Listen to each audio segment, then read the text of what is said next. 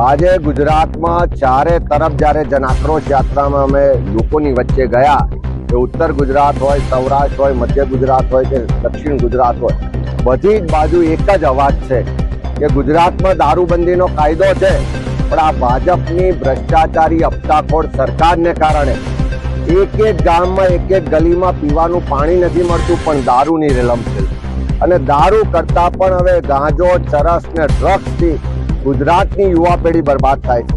હમણાં દેશની પાર્લામેન્ટમાં પણ જે ડેટા બહાર આવ્યો કે છેલ્લા 6 વર્ષમાં ગુજરાતમાંથી 1,30,000 કિલોગ્રામ જેટલું ડ્રગ્સ ને નશીલા દ્રવ્યો પકડાયા.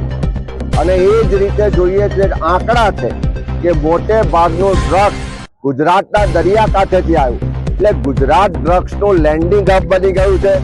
જે રીતે ગુજરાતમાં મેન્યુફેક્ચરિંગ થાય છે, જે રીતે દિવસે દિવસે મેન્યુફેક્ચરિંગની ફેક્ટરીઓ પકડાય છે, તો ગુજરાત ડ્રગ્સનું મેન્યુફેક્ચરિંગ હબ પણ બની ગયું છે.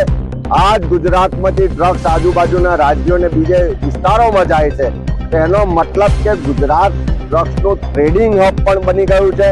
અને આ ભાજપની હપ્તાખોરીને કારણે આજે ગુજરાતનો એક એક પરિવાર ચિંતિત છે કે એનો દીકરો દીકરી આજે ડ્રગ્સના રવાડે તો નહીં ચડી જાય ને.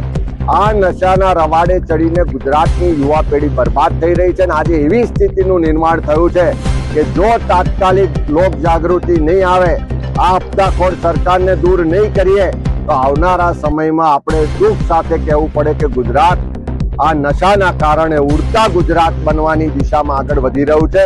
મારી તમામ લોકોને વિનંતી છે, કોંગ્રેસ પક્ષ દ્વારા નશા મુક્ત ગુજરાત અભિયાનની શરૂઆત કરવામાં આવી છે.